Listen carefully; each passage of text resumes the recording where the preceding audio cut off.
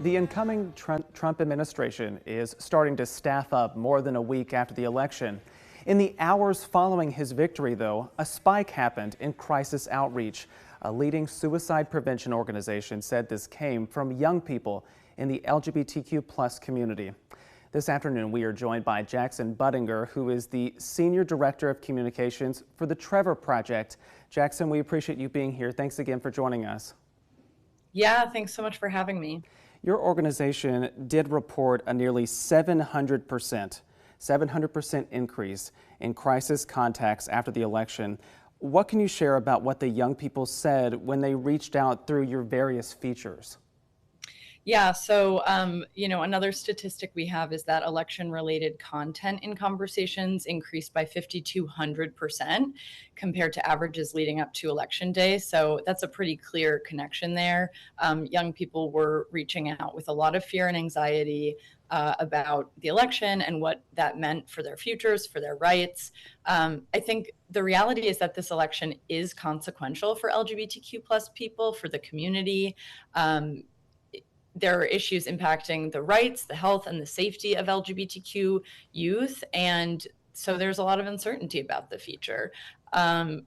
Some frequent concerns we've heard are what the effects of Project 2025 might be, even some young people looking to seek asylum in other countries, and gender-affirming care being restricted or taken away, which we know is life-saving. Yeah, thank you for sharing some of those. But if someone reaches out to the Trevor Project and asks for help, what kind of services can you all provide them? Yeah, so our 24/7 crisis services are supported by highly trained counselors. Our care model is to be a supportive, non-judgmental, and affirming voice. We hope that young people have access to supportive adults and affirming communities in their own areas, but we unfortunately know that that's often not the case. And so our research tells us that a lot of LGBTQ young people feel very alone, very isolated. And that's where crisis services like the Trevor Project come in. We have incredible counselors, a lot of volunteers who are very generous with their time and really care about being that warm, affirming voice on the other end of the line for young people in their darkest moments. In addition to our crisis services, we have a lot of resources and prevention efforts like our advocacy work and our research, which aim to reduce the volume of young people entering a mental health crisis or a suicidal ideation in the first place. And at this point, we do not yet know what kinds of restrictions might be introduced or enacted that would affect the LGBTQ+ community. We know there have been some bills even filed here in Texas just this week with the pre-filing period ahead of next year's session.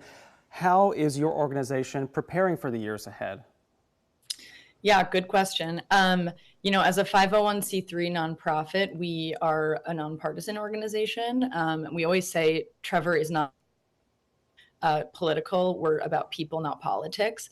I think what's really clear in this moment is that there's a lot of misinformation and a lot of really damaging, detrimental narratives about the LGBTQ+ community, in particular the trans and non-binary community.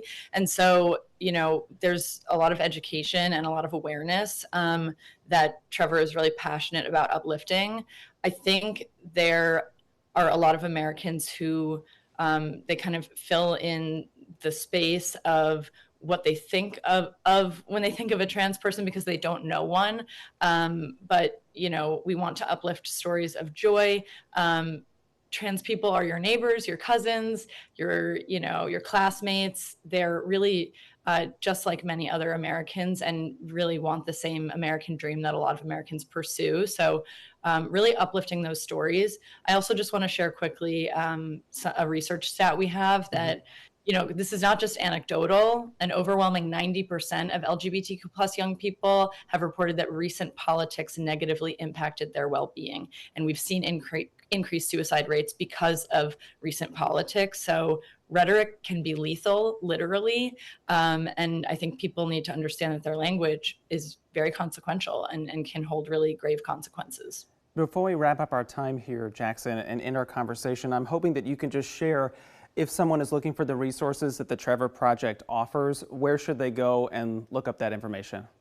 Yeah, they can go to the trevorproject.org. Specifically, if they're looking to research our crisis services, they can go to the trevorproject.org/get help. And again, we're 24/7. You can always reach someone. You're not alone, even though sometimes you might feel alone. So that's important to remember. Strong message to share there. So Jackson Buttinger with the Trevor Project, thank you again for joining us. We appreciate this.